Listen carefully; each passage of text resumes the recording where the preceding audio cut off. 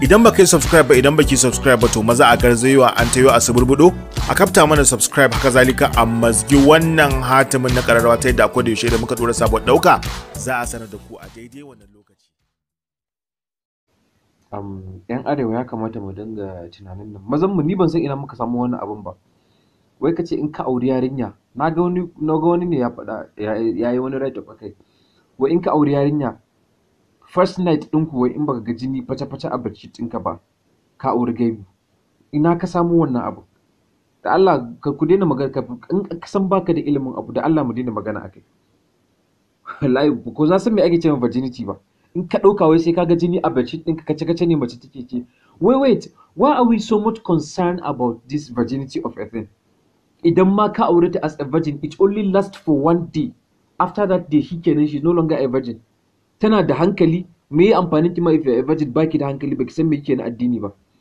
Ga abin da zai lasting for 50 years din da za ku aure ko ya wuce na auren ku. You are so much concerned about virginity that it only lasts for a day. Yes, kowa na son ya aure mai mutunci.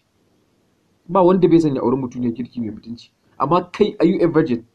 Many of these guys da za a kawo Qur'ani a rantsi gurin daurin aure da yawan ku ba za ku aure ba. Amma za ka zo kana wai you want to marry a virgin. Malam kawai Allah ya haɗa ka da daidai kai. In ka san kai you are a virgin ka ce amin. Allah ya haɗa kowa da daidai shi. Ku zo I don't know, we shouldn't be feeling this like we are superior to mata, ka gane maza. Kamar duk iskancin da namiji yayi ado ne kawai. Amma sai ka zo kai gurin auren mace kai you are looking for a virgin, you are looking for a virgin. Kai tsakaninka da Allah mutumin kirki ne kai. Abin da ka shuka a ƙasan ƙasa, in Allah ya saka aure wadda irin abin da kai zaka ji daɗi. Amma kai kawai she's not a virgin, kai waye kai? Kancin banza da wafi kai. Mu dinga fuskanta abu da magana addini, maganan aure kai dai kawai ka kyautata zato, ka kyautata ma kanka zato, binciken wace ce wance ba naka bane a wannan zamanin da.